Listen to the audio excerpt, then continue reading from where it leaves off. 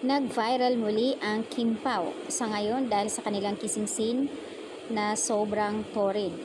Dahil sa pagkasunod-sunod nga nitong mga episode na ang laman ng balita puro mga kissing scene. At sa episode naman 35 kung saan ay nag-propose na nga si BMC kay Secretary Kim. Ayaw niya mag-work at gusto niya ng married.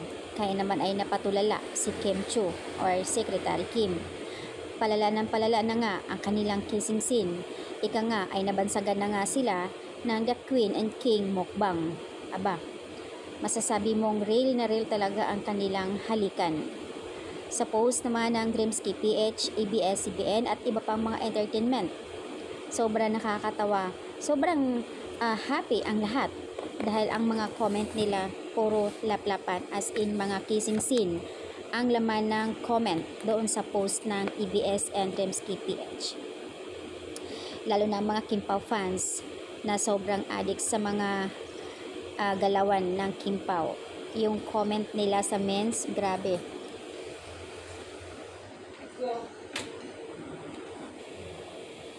Kung matatandaan po sa media conference ng WWSK na sinasabi ni Kim Chiu na babawi dito si BMC dahil nga ay sunod-sunod ang kanilang kissing scene na sinasabi ng iba na mas humahataw dito si Kim Chiu pero babawi naman daw.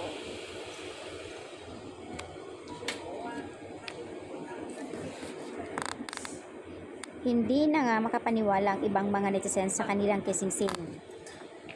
Masasabi mo talaga na real talaga.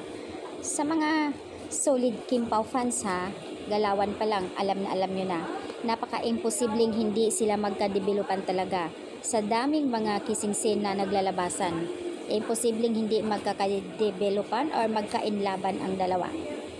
At syempre, noted na yan sa mga Kim Pao fans dahil sa kanilang mga galawan. At kung minsan, andoon nga yung may paghatid sundo kay Kim sa Showtime. At syempre hindi natin alam kung may mga private pa silang date at may pagregalo pa sila sa bawat isa. At hindi lang iyon, syempre iisang gamit lang sila, 'di ba? Yung mga ganyan mga move para namang sa mga lalo na sa mga maedad na, kumbaga papunta pa lang sila pauwi na yung mga iyan. Alam na alam ng mga netizens, lalo na sa mga may naranasan, may edad na, yung mga ganyang galawan. Kaya noted na yan sa kanila na talagang may something talaga.